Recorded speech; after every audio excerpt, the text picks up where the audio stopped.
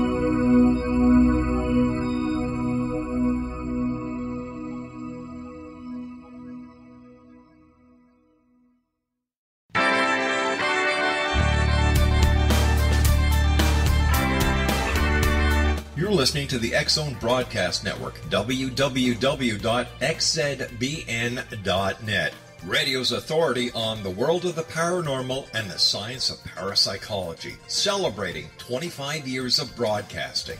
Broadcasting around the world and to the great beyond.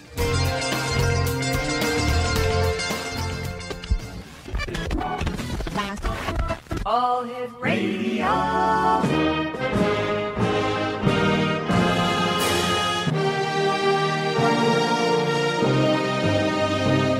Welcome to the X-Zone, a place where fact is fiction and fiction is reality.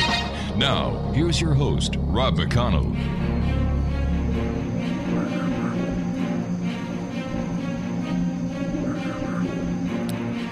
Welcome back to the X-Zone. www.xzoneradiotv.com is where you can go and listen to the show Monday through Friday from 8 p.m. Eastern until midnight, and the rest of the 24-hour clock is the best of the X-Zone shows that we've had going back to 1992. Once again, that's www.xzoneradiotv.com. And if you'd like to send an email, xzone@xzoneradiotv.com, and on all social media sites, X-Zone Radio TV. My guest this hour is Joshua Shapiro, and we're going to be talking about the crystal skulls and much more this hour. And joining me now is Joshua Shapiro. And Joshua, great having you back here in the X-Zone. Oh, it's an honor and privilege to be on the X-Zone, Rob. Joshua, for our listeners who are hearing you for the first time here on the show, could you give them a little bit of a biography on yourself, and what was it that happened or that was instrumental in you doing the work you're doing now when it comes to the metaphysical world and all matter within? Okay. I grew up in the Chicago area, and I think what happened in my early 20s is I started to meet all kinds of interesting people who had paranormal experiences. And being a typical Aries, when something of great interest comes into my attention, I'm going to go out and explore it. And I took the ultimate leap. I actually left Chicago and traveled on faith to go to California. And it was when I was traveling in California, this was back in 1982 and 83, and I met this amethyst crystal skull, which totally captivated me. And so then I started to research more about crystal skulls, and all of a sudden, before I knew it, I became what's known as a crystal skull explorer. and started to write books and work with other people, and now also have a collection of my own personal skulls, and I work very closely with my divine life partner, Katrina Head. And what we are basically doing right now is in every form of media possible, we share the best information that we collect about the crystal skulls. And also now I'm becoming very involved with all different aspects of the paranormal, and also UFOs and disclosure, and writing novels to share some of this information. So really have had an opportunity since the early 80s to travel all over the world, meet some great people, and research these different projects. And now we're based out in the Seattle area. What has been the most startling revelation in the last 20 years when it comes to better understanding the significance of the crystal skulls? Well, I think the most startling thing that's come to me is through direct contact of working with many different crystal skulls all over the world. So there's a couple of conclusions that I made. Now, I know some of these conclusions I shared on a special TV show. I think that was like on Discovery Channel, and the director assured me, that he would give it a proper attention. But I think what he was doing was listening to try to disprove things. So, but what I would say is the key for the crystal skulls, or this is the message I received when I met my first one, which was in 1983. It was an amethyst skull, which people call a me. Is the crystal skulls were sacred objects that worked with civilizations in our past, possibly Atlantis, Lemuria, indigenous cultures of the world, and are returning now. And I believe that they have a healing energy that's connected to them. I believe they have programmed knowledge and information that some people who are sensitive can receive, and that they have some role to play to help to create world peace. Because world peace was really the main message I received when I saw this first crystal skull. Right. And this has now been over 30 years, and I have never, ever gotten a different message than that. I just really think they're here to assist humanity and help wake us up to who we truly are. And another key message I think that comes from them is the key is to work together, cooperate, share knowledge, share information. This is part of the reason we're motivated to do these world peace meditations that we conduct. We do 13 every year, one on the 13th of the month and January 1st. And now we're also supporting some other Crystal Skull Guardians doing something called Crystal Skull World Day. All right, stand by, Joshua. You and I have to take a short commercial break. X-Zone Nation, Joshua Shapiro is our special guest. Here's the website, csc.crystalskullexplorers.com. That's csc.crystalskullexplorers.com. And Joshua and I will be back on the other side of the short break as we continue here in the X-Zone from our broadcast center in Hamilton, Ontario, Canada. Don't go away.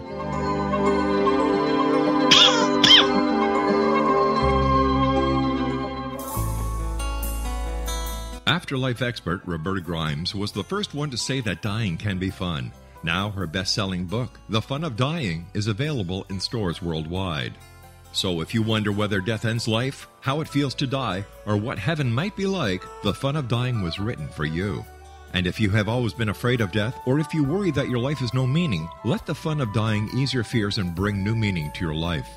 Nothing said in The Fun of Dying is based on the teachings of any religion. Instead, Roberta draws on evidence to explain how death happens, how it feels, and what comes next. A lot of the best death-related evidence was produced in the first half of the 20th century. When it is put together with recent discoveries, it tells a consistent and amazing story. Roberta Grimes blogs and answers questions at robertagrimes.com. Her wonderful book, The Fun of Dying, is available on Amazon and at stores worldwide wherever books are sold. You're listening to the X-Zone Broadcast Network, www.xzbn.net.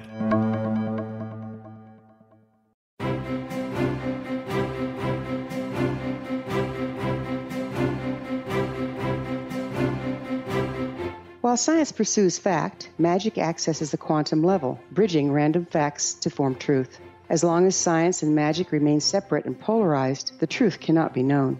I'm Wilda Wieka. Join me on the Science of Magic radio program dedicated to unification and evolution of consciousness. During each episode, I'll be speaking with experienced and respected scientists and mystics.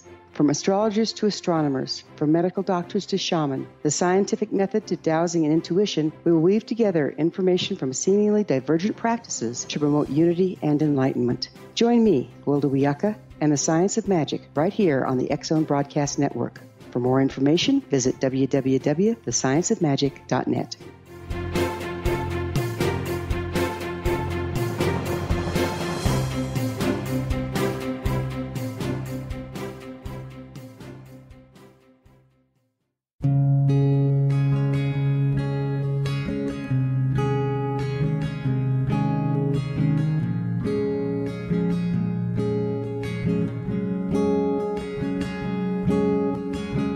Starr began to demonstrate a metaphysical connection to the spirit world as a little girl.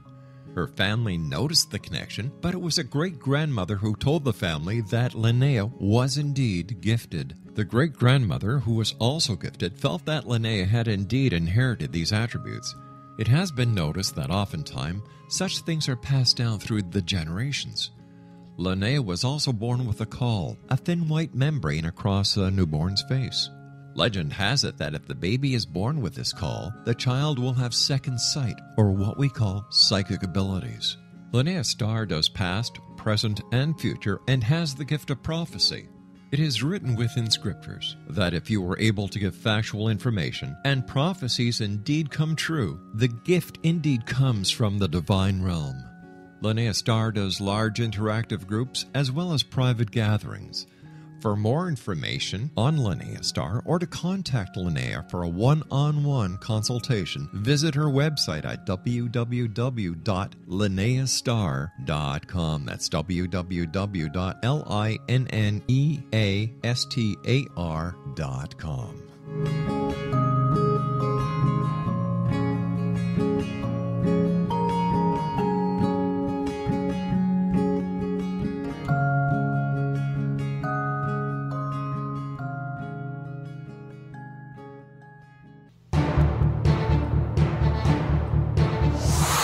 You're listening to the X-Zone Broadcast Network, www.xzbn.net.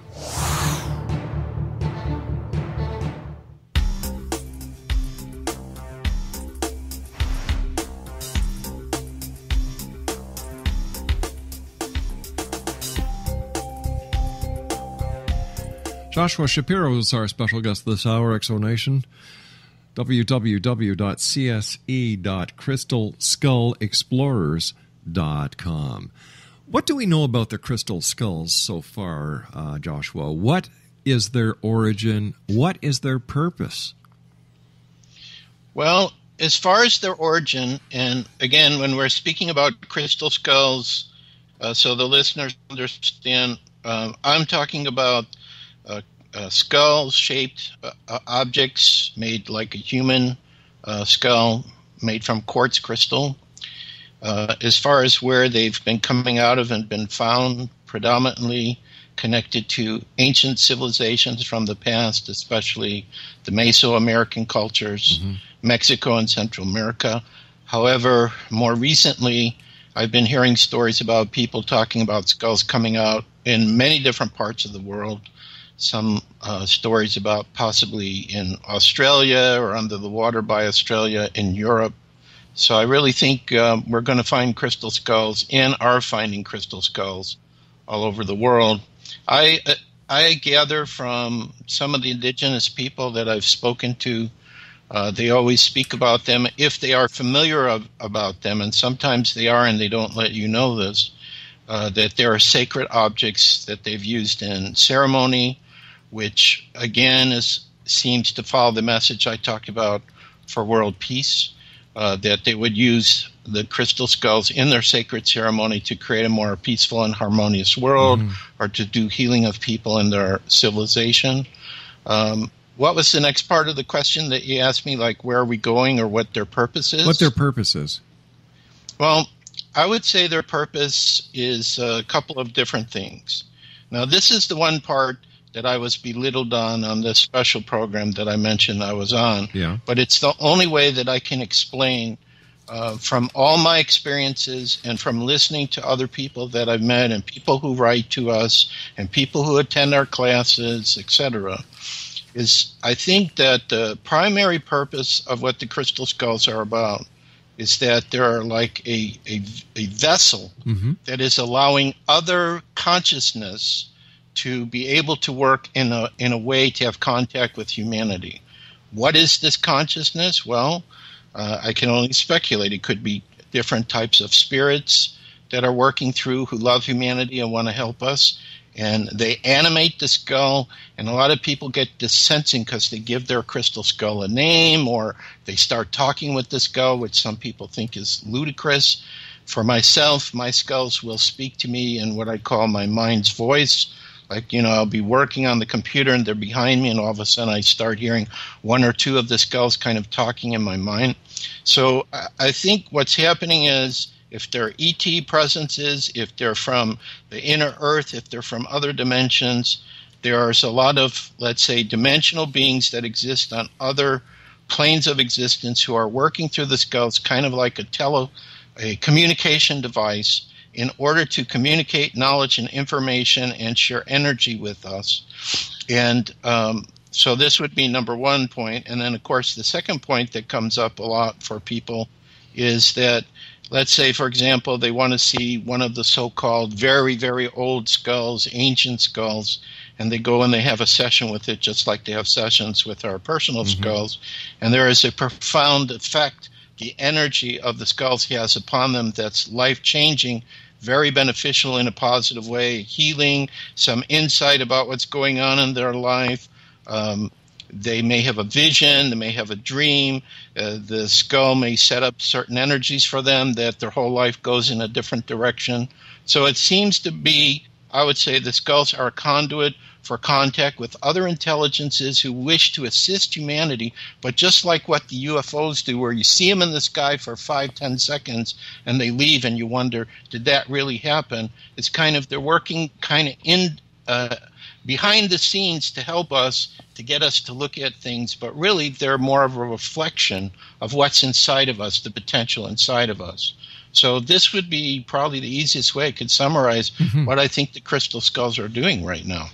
Joshua, how far back in history has there been the awareness of the existence of crystal skulls? Well, if you're asking about how far back in time, you have to divide it up into two parts.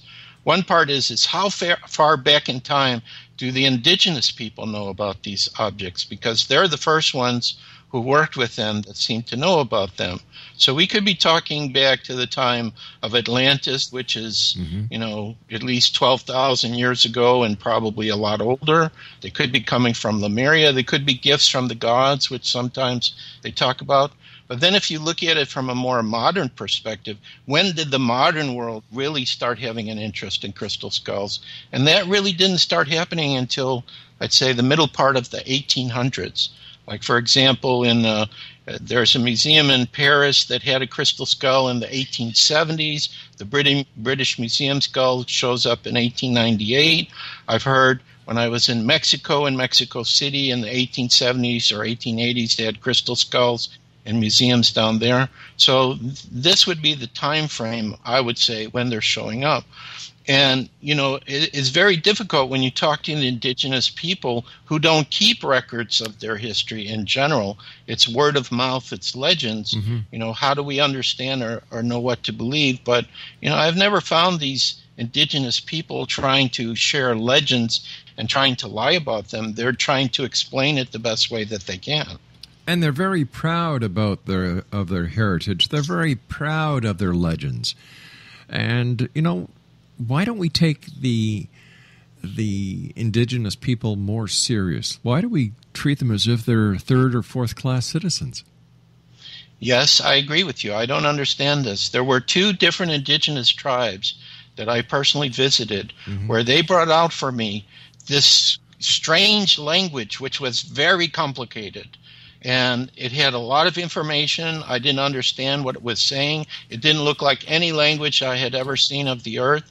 So I suspect that these indigenous people probably two keys. Number one, that they're keeping secure their sacred artifacts and their sacred knowledge until it's the right time, whatever this means for them. Of course, many of them have prophecy. And the second thing is they're very concerned about Mother Earth, which is that she is a living being. And of course, this is experiences that I've had too as I've traveled, linking into the natural energies of the earth, that when we don't listen, like it was very interesting. There was one indigenous shaman I spoke to who explained to me when he was young how his elders brought him up. And all the ceremonies and everything was trying to get in total alignment with nature. And when his tribe lived in total alignment with the local nature, there was no disease, there was no illness, there was no crime, there was a total harmony. So I think it's very important, and that's their role, is to continue to try to teach the modern world how important it is to have this balance between nature and the technologies that we're working with. Do the indigenous people and the elders and the information that you're receiving from the crystal skulls, is it too late for us? Have we gone beyond the point of repair? That's a very good question, Rob, and I'm glad that you asked me that. And I'm going to answer it in a very unusual and a strange way. I'm going to do it. I can't prove this, but this is my experience. So the listeners will have to make their choice whether they believe me or they don't believe me. There is a spirit guide that I have who has identified himself to me as Argus. Now, again, all this communication I'm receiving is on more of a feeling level and telepathic. So there's no way I can prove it. It's going on for me every day, all the time. I just accept it's normal. I know there are other people that have this experience. So when Argus comes to me, I say, Argus, who are you? Why are you talking to me? Are you trying to help me with the spiritual work with Katrina and I are involved in, whether it's crystal skulls or teaching about UFOs or the paranormal? And Argus says the following. He says, I am you in your future in this lifetime. I said, what? He said, yes, I am you. I will be who you will become in the future. And I said, well, I understand from a spiritual perspective that time and space, and according to some of the extraterrestrials that people are talking about too, are also speaking about in their own realities that time and space doesn't work the same for them as it works for us. So there's a possibility. You could have a conversation with some aspect who is your future self. So I just said, okay, fine, I'll listen to what you have to say. And he shows me pictures and images of our future. And everything that I see in my mind's eye, which I believe comes from this being, is totally, absolutely loving and positive. And we're talking about, if he's correct and I'm not insane, what I'm seeing, that possibly within the next 20 to 40 or 50 years, this planet will be unrecognizable because we no longer will have the challenges that we're facing now. And I think that one of the catalysts that will bring this forward, because now I'm starting to write on my new website, this blog called Disclosure Chronicles, is a story that's coming to me, so I'm just trusting it. It's a fun experience or a fun exercise. And I believe that the talk about disclosure, it's going to be a catalyst that's going to bring us forward to this time that I'm seeing through Argus. So for whatever it's worth, that's what I feel. I can't shake. I can't talk myself out of it. I just feel it so strongly inside. I just accept within myself that this is our destiny, that humanity will work things out and we will have a time of peace. That resonates with me as the truth, and it also reminds me of what a number of other guests have said who have been able to channel and communicate with those not only on the other side but in other realities and other dimensions. You and I have to take a news break right now, Joshua. Always great talking to you, my friend. Thank you so much for coming on the show tonight. Exonation, Joshua Shapiro is our guest. His website is cse.org. www.crystalskullexplorers.com.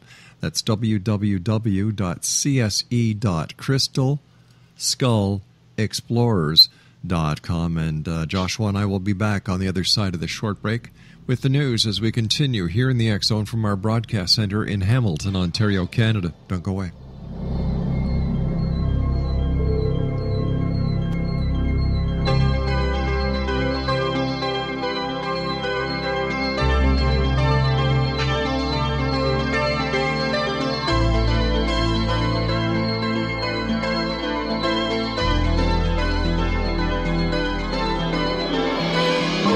Wouldn't you love to know the secret to everything? Well then, meet Dr. Kimberly McGeorge and her cutting-edge breakthrough knowledge that combines science with possibility. Dr. Kimberly brings real-life answers and healing to those open to alternative solutions. She teaches solution-based programs and classes that will change all areas of your life forever. Specializing in conscious creation, intuitive readings, and energy medicine, you can rapidly shift health, relationships, business, and money and abundance challenges quickly. Receive her best-selling book, Secret to Everything, at no cost by going to secrettoeverything.com/X-Zone. That's right, transformation can start now. Just go to secrettoeverything.com/X-Zone and receive Dr. Kimberly's book for free. You're listening to the X Zone Broadcast Network, www.xzbn.net.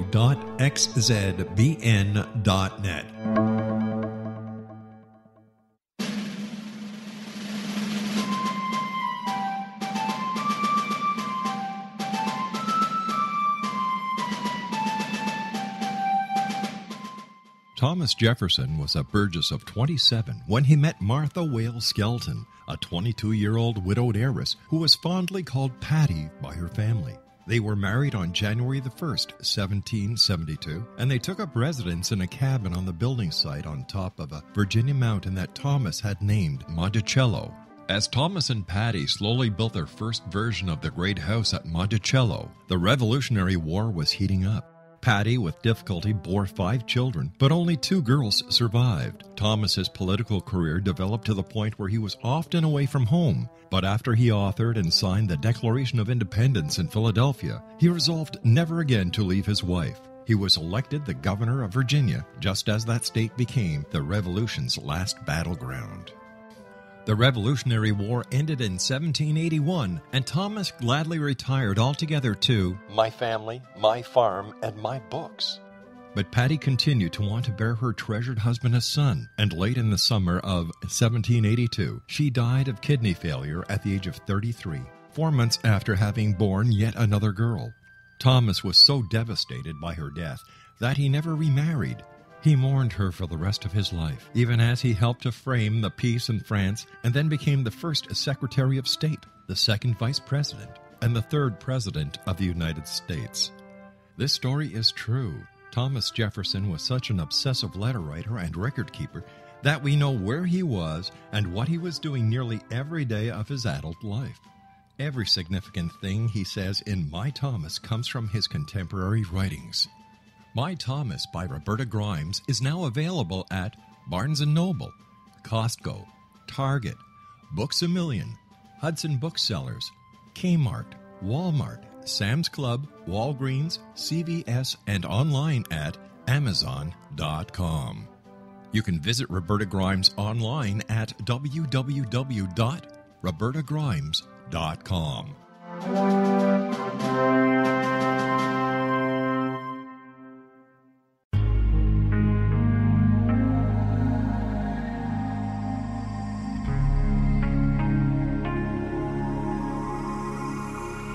The scientist and the mystic have been on an age-old, relentless search with one thing in common. They seek truth. Their paths converge in the 40,000-year-old practice of shamanism, an ancient science delving to the quantum level of life, facilitating healing, manifestation, and evolution. I'm Gwilda Wiyaka, the founder and director of Path Home Shamanic Arts School, a unique Colorado State-certified occupational school, training shamanic practitioners and teachers. We also provide classes for empowering personal lives through shamanism. Our certification classes are in week-long segments enabling international participation, and online classes and long-distance shamanic healing sessions are available. Come discover the science of magic in the limitless world of shamanism. www.findyourpathhome.com.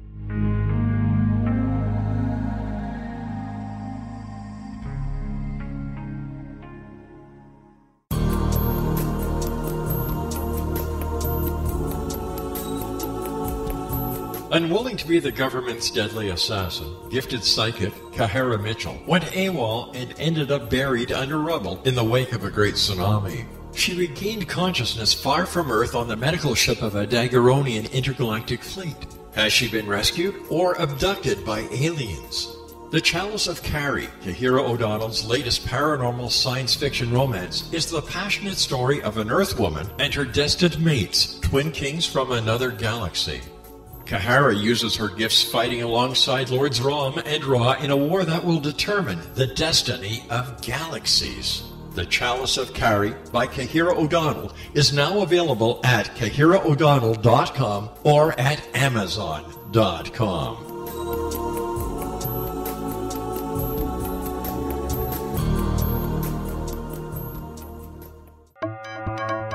You're listening to the X-Zone Broadcast Network, www.xzbn.net.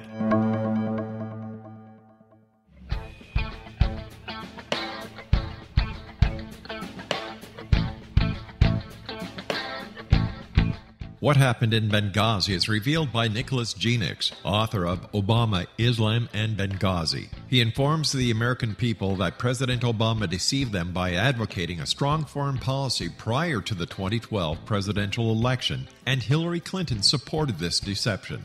As the title infers, there is a connection between Obama, Islam, and Benghazi. Ample evidence informs Americans that Obama's early indoctrination in the Quran developed an affinity for Islam, why the Quran is the source of discontent in many countries, and why the Obama foreign policy deception led to poor military action and caused the loss of American lives in Benghazi. Genix provides 36 questions for the Select Committee on Benghazi to validate if Americans are justified to mistrust President Obama and Hillary Clinton. An overview of Obama, Islam, and Benghazi is presented on the website www.futureofgodamen.com. That's www.futureofgodamen.com.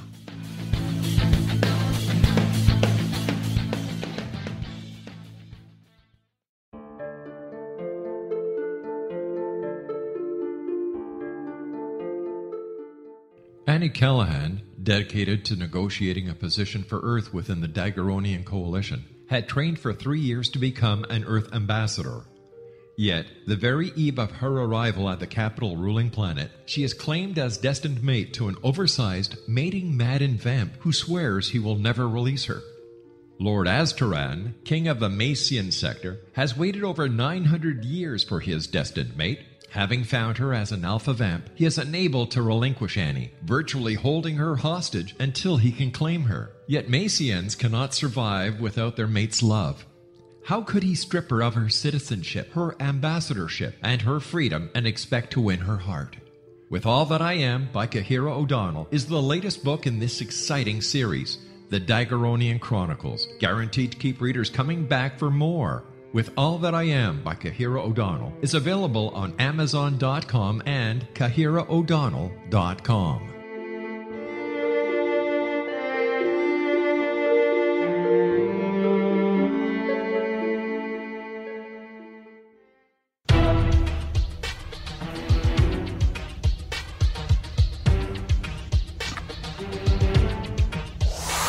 You're listening to the X-Zone Broadcast Network, www.xzbn.net.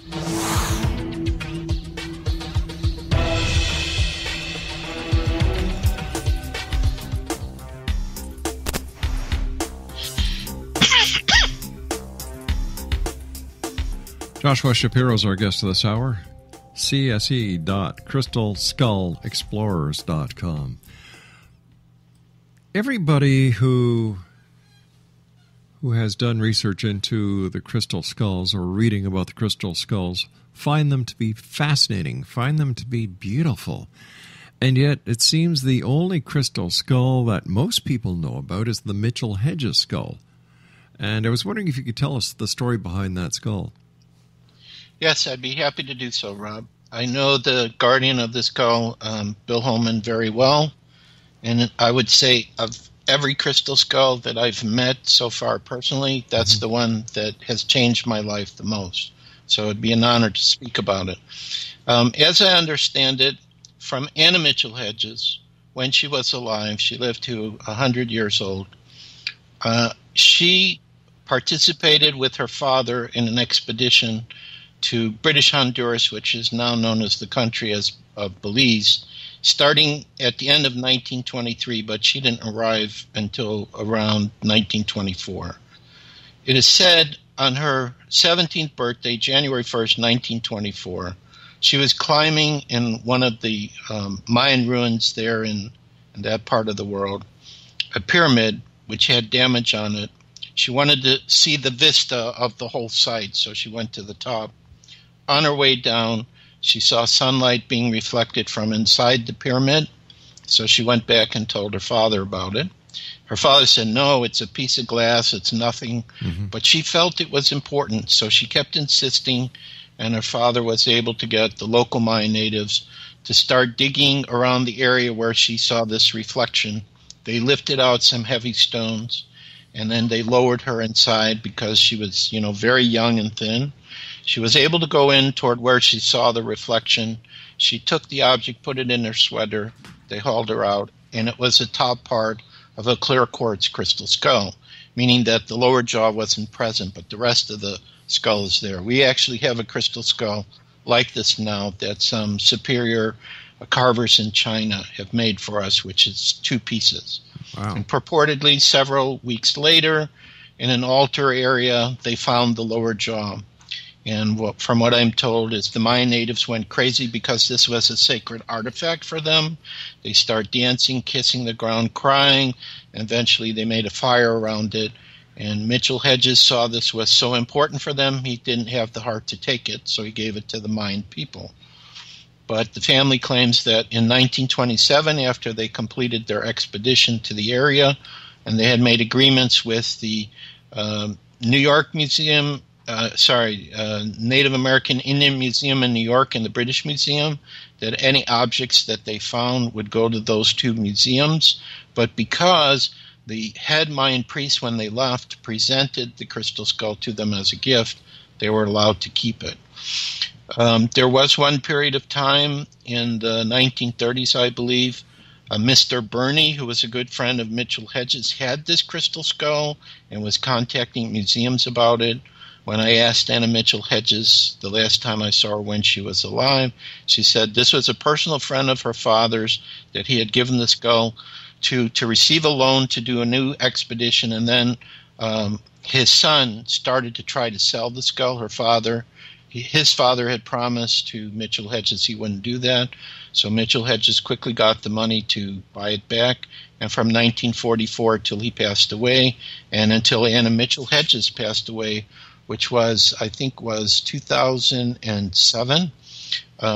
It was in the Mitchell-Hedges family, and now it is with Bill Holman, who is a very good friend of Miss Mitchell-Hedges, and she lived with him at the end of his life.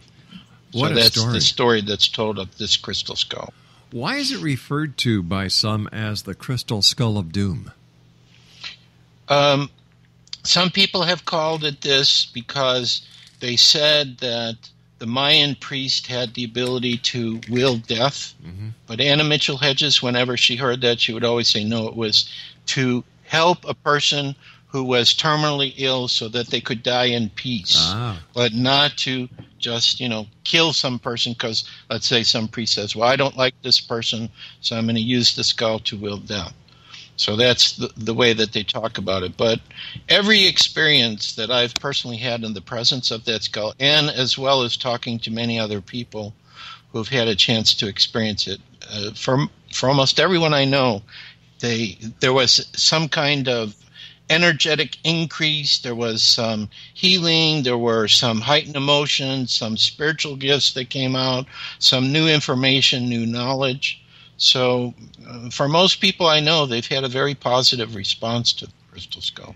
Is there any truth to the rumors that the government of Belize is trying to get the crystal skull back into Belize? I think, Rob, just like you, I've heard similar rumors. Yeah. I saw something on the internet, but since I'm not the guardian of the skull, I don't know, are the rumors true? You know how rumors go? Yeah. There's so many rumors, it's so easy to start rumors on it. But, you know, it would make sense that if a sacred object, because I know this happens with Mexico, like they have all these sacred objects coming out of Mexico, and they actually had to create a law of antiquity so people couldn't keep robbing the treasures of that country. So it's possible that Belize may feel the same way. Again, I don't have information to confirm or deny that. My wife and I were down in Belize 2 years ago, and even back then, we could not get a straight answer from government officials whether or not this was in fact the truth or if it was an internet rumor that we read about on the internet. So you know, it's rather ironic. The information that you get from the crystal skulls. Were you clairaudient or clairvoyant prior to your work with the skulls? I really don't know how to describe what my gifts are. I mean, you know, when I talk to, let's say I go to a spiritual medium or I go to a sensitive whose gifts are so amazing and so incredible, I cannot think myself that I have this. But at the same time, I can't deny that whenever I'm going to, let's say, start to do writing, like this new story I'm writing called The Disclosure Chronicles. Right. You know, yesterday I wrote the next part, and I wasn't totally sure exactly, you know, I had an idea. I kind of like saw the story in my mind's eye, but I didn't know what I was going to write, and the words just started flowing. So I think in a way, each of us is a channel for some type of energy or consciousness or knowledge. And the key, I would say, is we just have to get out of our way. And the same thing happens, too. I do intuitive readings for people with the crystal skulls. Right. And they're totally spontaneous. I don't plan anything. And I've watched so many miracles and so many unbelievable things happen based upon the words or the interaction that I have with the person. So I don't know exactly, you know, how to define it. I would say that when I do, let's say, a meditation with the crystal skull, or especially when I'm meditating with music that totally resonates with me, it's like every fiber in my body, I feel alive.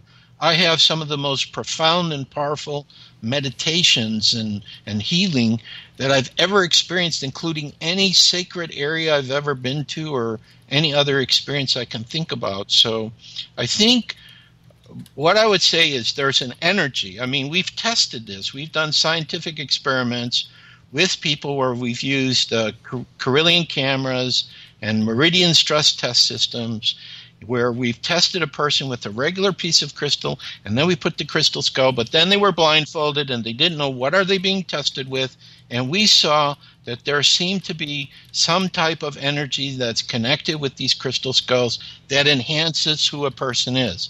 Now, when we did a test for the Sci-Fi Channel in the United States, which they did not broadcast in their 2-hour show, where we were working with the Mitchell-Hedges skull, and we were working with one of my contemporary-made skulls by a Brazilian carver. When the people were working with the Mitchell-Hedges skull, we saw energetically that the energy they received from that skull continued on after the experiment was over.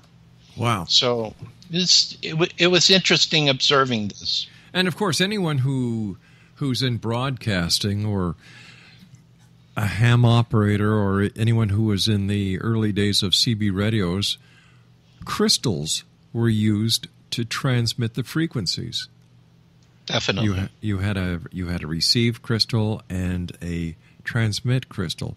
Microphones have crystals in them. So crystals have played a very significant role throughout history, and especially modern history, when it comes to the communication aspect of life.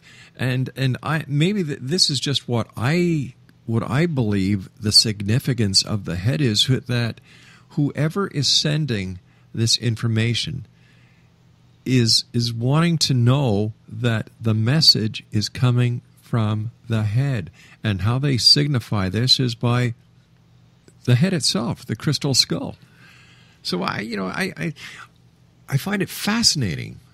And I also think too, Rob, that the shape of the bone skull is also significant for the receiving of that energy and knowledge. There's something about the way it was constructed, because I believe that ultimately when we start linking into other levels of our being and consciousness, right, that this shape of the skull is conducive to help our waking consciousness to start to absorb and integrate this other energy that's coming in.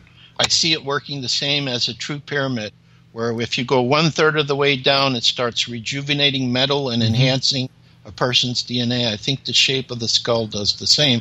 And making it into quartz crystal, like you say, which is already conducive as a transmitter and receiver of so many different levels of frequency, this is a very powerful combination. But there has to also be one other part, which is an intelligence that's activating that skull so all of this can happen. And that's, I would say, my conclusion from all the ones I've met. There always seems to be some intelligence that's talking with me or aware that I'm there. And I don't know how to explain that other than just call it a consciousness or intelligence. Maybe we should consider the fact that the skulls, the crystal skulls, or crystal in general, are like data drives. That information from the minds of everyone is actually absorbed and maintained in these skulls, and that at various times the creators or those who have harnessed the ability of the skull to be a storage unit, the data is released and new data is put in. So maybe this is how the skull is actually able to communicate. This is just a theory, but I'm sitting here talking to you, and all these weird things are going through my mind. It's just I don't think you're amazing. that far from the truth. There have been some researchers who've been able to get holographic images to appear inside of the crystal skulls using color, light, and sound. So if you're doing that, it means there's already something inside of it that's been recorded.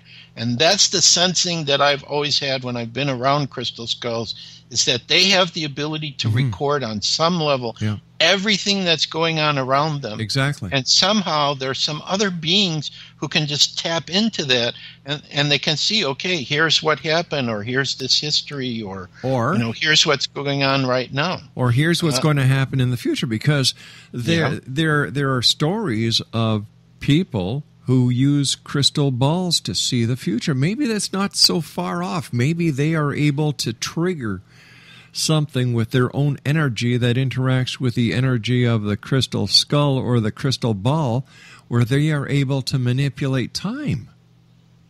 Yeah, it's possible. The one thing I can tell you that we observe repeatedly, because Katrina is constantly selling crystal skulls to different people to help them to get their own skull, is that the internal structure of the crystal, once she starts working with them, places them with our other skull, like after a few days, the internal structure totally shifts and changes. Now, this is a solid object. It's not supposed to do this, but we see it happen so much, we just take it for granted. This is just the way it works. Truly fascinating topic. Truly fascinating. What is it like for someone who is a believer in the crystal skulls the first time that they are in the presence of a real crystal skull?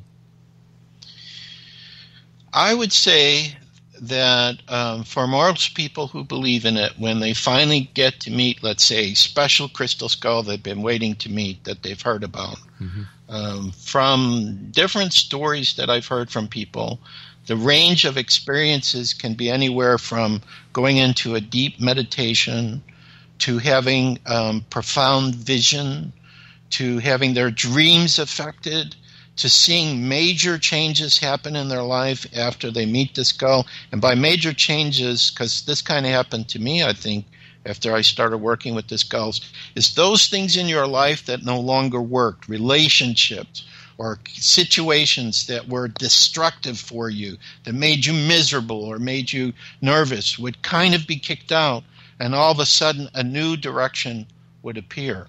So all these kind of things, I think, have taken place with people. Even if a person just starts with one, they're never the same. And then if a person decides to become what we call a guardian, and I warn them about this, I say, look, if you're going to accept to have a crystal skull become part of your life's never going to be the same again. Are you willing to do that?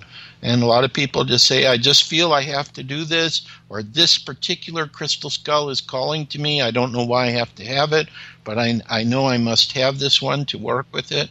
So I've seen a lot of experiences that people have had where their life has changed, but in a beneficial, in a positive way. This is ultimately what I think the crystal skulls are about. It's a catalyst to help us to become more of who we truly are inside of ourselves. You know, and then I was, as you were talking about a catalyst and what the crystal skulls could be, didn't Superman live in a fortress in the north in a crystal palace? Absolutely. Fortress of Solitude. Yeah. It was supposedly a crystal from Krypton he put into the snow, and it created this whole cavern and cave for him. And then he had access, to records from Krypton. His mother and father were speaking to him. It was quite an amazing place. Supergirl, which is a new TV series that's on here in America, she just went into this cave in the last episode, as a matter of fact. All right, let's talk more on the other side of this break. Exonation, Joshua Shapiro is my special guest, cse.crystalskullexplorers.com, and we'll be back on the other side of this break as we wrap up this hour here in the X Zone with yours truly, Rob McConnell.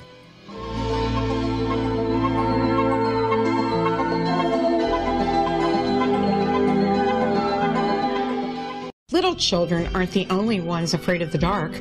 Millions of soldiers return from war zones with PTSD, anger, frustration, fear, and loneliness, much of which surfaces during the darkness of the night. You have the chance to change the lives of these American heroes. Songs and Stories for Soldiers.us provides free MP3 players for these men and women. With a list of 3 million songs in 16 different styles, 100,000 audiobooks, and 30,000 old-time radio programs, every veteran can find something to soothe and comfort them at no cost. All our players contain an 8-hour audio program designed to help veterans fall asleep. With 1,500 plus vets now participating, it's our goal to deliver 10,000 audio players this year. Go to our website at songsandstoriesforsoldiers.us. Help us help a veteran make it through the night.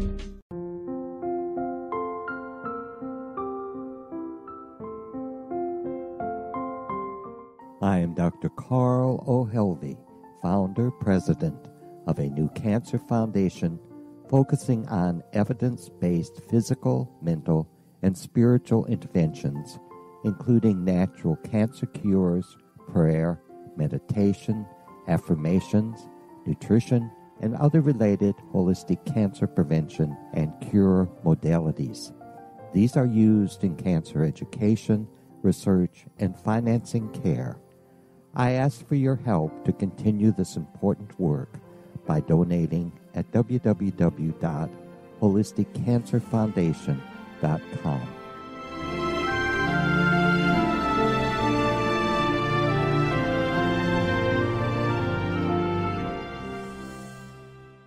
You're listening to the X Zone Broadcast Network, www.xzbn.net.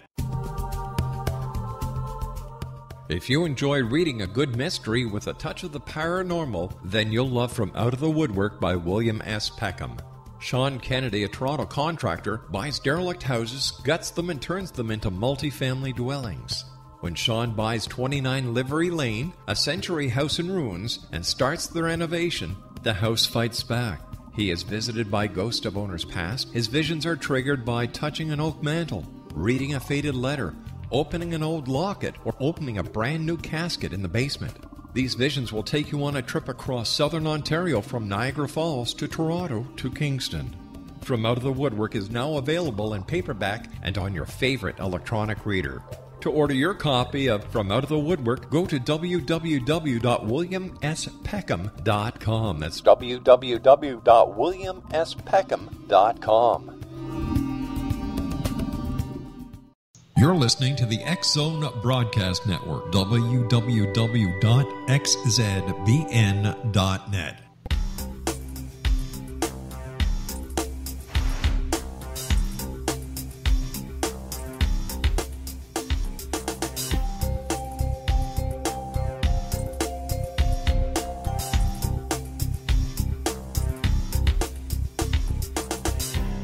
Joshua Shapiro is our special guest of this hour. We've been talking about crystal skulls. His website is cse.crystalskullexplorers.com. Joshua, as always, great having you on the show. Thank you so much for sharing your knowledge and your expertise when it comes to the crystal skulls. What do you foresee? I know you're not a psychic, but based on the knowledge that you have received from the crystal skulls, what do they foresee for the future? Will we be able to turn everything around? And will there be contact in the near future between those of us on this planet and others who live on other planets who many believe are visiting us? What I feel from the crystal skulls is absolutely we have a future ahead of us, and it's going to be glorious. And I believe that the key to that future, besides all these sacred tools that are coming out to help us, is going to be disclosure. Now, by definition, disclosure means when official agencies finally admit that we've been having contact, which I understand has been going on since the 1930s. But even if they choose not to do so, I believe that there's a lot of people who have been involved with, I don't know if they're, secret projects or have been contactees or abductees or researchers or pilots, astronauts, the whole wealth of people. But when I did my World Peace Meditation with the Crystal Skulls on January 1st, I heard very clearly a voice say 2016 is the year of disclosure.